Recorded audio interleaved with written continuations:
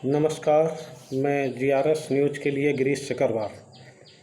आज मैं आपको लॉकडाउन 4 जिसका कि संभावित समय सिर्फ 5 दिन का रह गया है, इसके बाद क्या होगा। हालांकि कोरोना संक्रमितों की संख्या में काफ़ी वृद्धि हो रही है। आज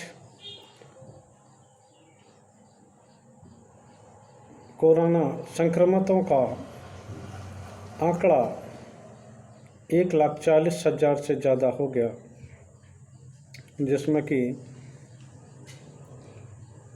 58,000 लोग ठीक हो चुके हैं और एक्टिव जो रोगियों की संख्या है 78,000 के करीब। इस लॉकडाउन से क्या लाभ हुआ, क्या हानि हुई, इस विषय में भी आज हम चर्चा करेंगे। लॉकडाउन 4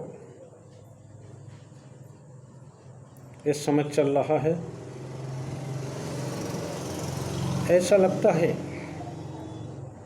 कि केंद्र सरकार अब इस लॉकडाउन से पीछा छुड़ाने के फेर में, क्योंकि लॉकडाउन के कारण आर्थिक स्थिति पर बहुत ज़्यादा फर्क पड़ा है। उद्योग धंधे बंद हैं, गाड़ियाँ और विमान भी बंद हैं। हालांकि कुछ शर्तों पर सरकार ने उसके चलाने का प्रयास किया था, लेकिन महाराष्ट्र, केरल और बंगाल में गाड़ियों और विमानों के राज्य सरकारों ने इसकी खिलाफत की, जिसके कारण इन शहरों के अधिकांश फ्लाइटों को रद्द कर दिया गया। सवाल उठता है कि क्या लॉकडाउन केंद्र सरकार के गले की हड्डी बन गया? क्यों? मैंने इसलिए कहा क्योंकि अधिकांश अब केंद्र सरकार ये चाहती है कि जल्द से जल्द उद्योगों को पटरी पर लाया जाए। प्रवासी मजदूरों की समस्या रही। अधिकांश प्रवासी मजदूर अपने अपने गृह राज्यों में लौट चुके हैं। उत्तर प्रदेश में अकेले करीब 23 लाख प्रवासी मजदूर वापस लौटे हैं। उसके बाद बिहार में भी इसका आंकड़ा 12 लाख के करीब पहुंचा है। अन्य प्रदेशों में भी प्रवासी मजदूर लौटे हुए हैं। तो बिना मजदूरों के उद्योगों का चक्का कैसे चलेगा? आज लॉकडाउन के 62वें दिन शुरू में जब 21 दिन का लॉकडाउन लगा था, तब जितनी शक्ति दिखाई दे रही थी, जितने उससे पालन किया जा रहा था, अब दिनों दिन उसका उल्लंघन होता जा रहा है, क्योंकि लोग भी घर में अब पड़े चिड़चिड़ाहट महसूस कर रहे हैं। इसलिए वो निकलते हैं। नियम कानून का भी अधिकांश आप लोगों ने देखा होगा कि अब ज़्यादा पालन नहीं हो रहा है। बाज़ारों में भी भीड़ चल रही है।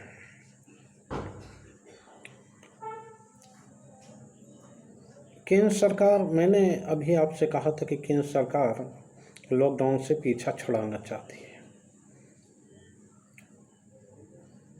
मैंने देखा कि 2 बार पहले तो केंद्र सरकार ही गाइडलाइन तय करता था कि लॉकडाउन का क्या स्वरूप होगा, लेकिन जब ये लॉकडाउन 4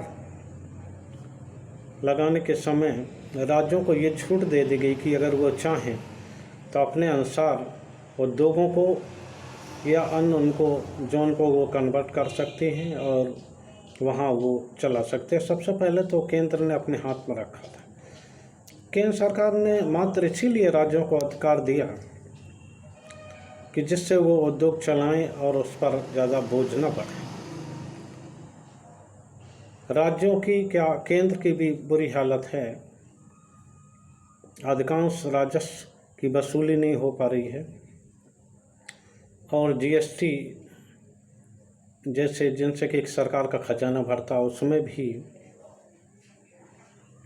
करीब 40-50% की गिरावट आई है।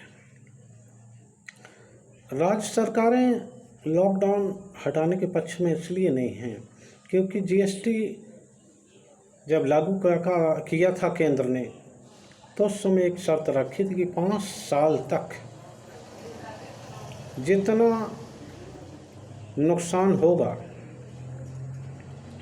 राजस्व कलेक्शन में उसकी भरपाई केंद्र सरकार करेगी। तो लिहाजा राज्य सरकारें अपने ओर से चाहती हैं कि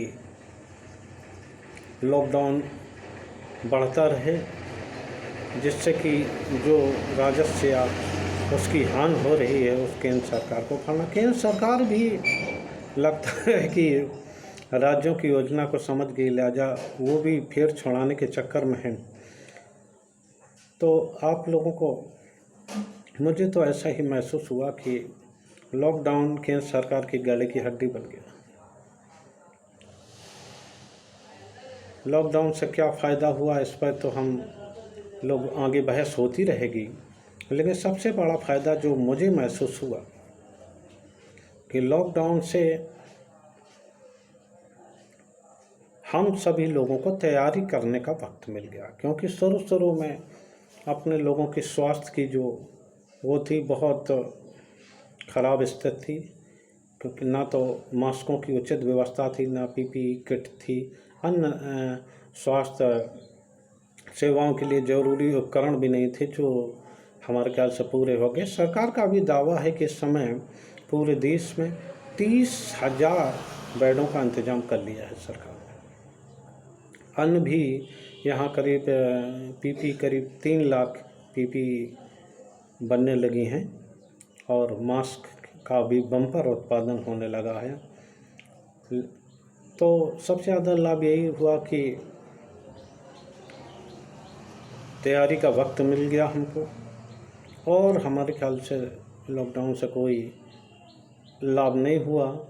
जितनी खराब व्यवस्था आर्थिक क्षेत्र में हुई है, हमें नहीं लगता कि उसकी भरपाई इस वित्तीय वर्ष या अगले वित्तीय वर्ष में भी हो पाएगी। अभी भी रोज़ कोरोना संक्रमितों के आंकड़ों में निरंतर वृद्धि हो रही है। केवल 5-6 दिन लॉकडाउन ख़त्म होने में रह गए हैं 4 के। अब देखिए सरकार क्या निर्णय लेती है,